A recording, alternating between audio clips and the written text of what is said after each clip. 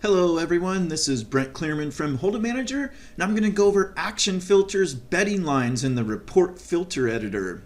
Now before we start, in video 7 I covered betting action filters, and I use the betting action filters 99% of the time over these betting line filters because betting actions is basically the same thing, and it's super simple to filter for the hands you want returned in your HM3 reports versus the betting line filters, which I'm going to cover in this video. So betting lines is a more generic way to filter for fold, check, call, and raise situations. Let's get started. There's the simple line builder and advanced action filter pages here.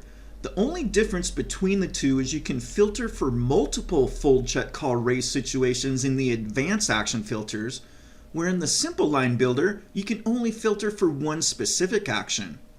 I'll demonstrate this now.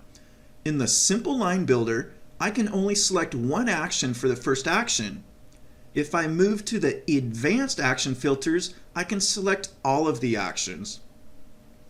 Then at the bottom of both pages, you can choose to filter streets separately or combine the streets.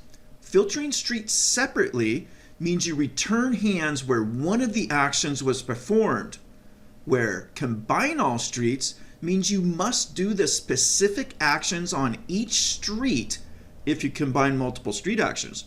So for example, I'll say I folded pre-flop, then bet on the flop.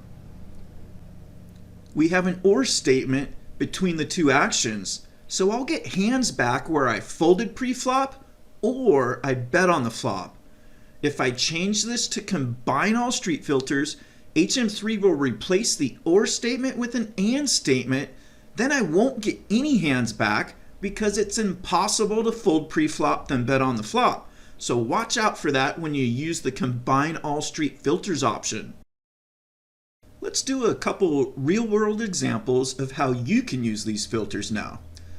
We'll say I raised pre-flop for the first action, then I called for the second action. I just called a 3-bet. Press OK, and you can see my call versus 3-bet stat is 100% for this filter. Let's go back into the filter editor and add a flop action to it now. The first action will be check. The second action will be call. Now instead of the or parameter, I'm going to click the combine all street filters to replace the or with an and. If I don't check the combine all streets, HM3 will bring back hands where I called a 3-bet pre-flop or I check called a flop bet, and we don't want that. We want called a 3-bet pre-flop, then on the flop we checked, then called a bet. Review these hands and you'll probably find some mistakes you made. In the final filter example, we'll use the advanced action filters and say we checked pre-flop, which means we're in the big blind. Then on the flop, we'll say we checked or called. I'm going to use the combine all streets filters again because we want hands returned where I checked pre-flop in the big blind and where I checked or called on the flop. Click OK and review your hands.